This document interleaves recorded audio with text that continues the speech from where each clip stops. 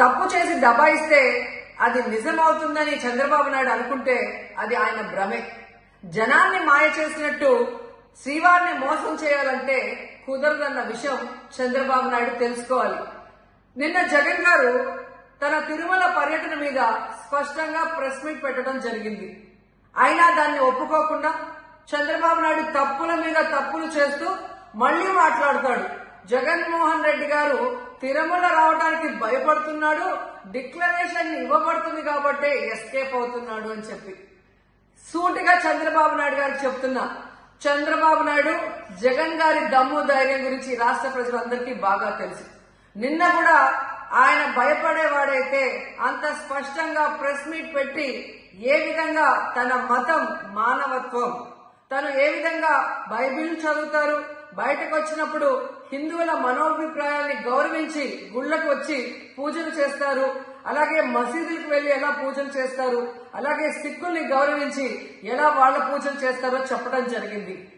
ఈ రోజు మీకు క్లియర్ గా తెలుసుకోవాల్సిన విషయం, మీకు దేవుడు అంటే భయం భక్తి లేదు కాబట్టి ఏంటనేది మీకు అర్థం కాదు. కానీ ఒక భక్తుడికి దేవుడి దగ్గరికి వెళ్ళాలి అన్నప్పుడు ప్రశాంతమైన వాతావరణంలో వెళ్ళాలనుకుంటాడు, ప్రశాంతంగా భగవంతుణ్ణి పూజించాలని అనుకుంటాడు.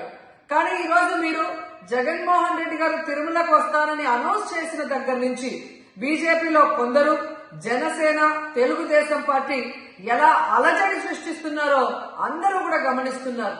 ఏ విధంగా అలిపిరి దగ్గర మేము అటాక్ చేస్తాం, అడ్డుకుంటామని చెప్పటం, అలాగే వైఎస్ఆర్ కాంగ్రెస్ పార్టీ నాయకులందరికీ, కార్యకర్తలందరికీ నోటీసులు ఇచ్చి జగన్మోహన్ రెడ్డి గారి పర్యటనకి పర్మిషన్ లేదు కాబట్టి ఎవరొచ్చినా అరెస్ట్ చేస్తామన్నట్టుగా భయభ్రాంతులకు మీరు ఎలా గురి చేశారు.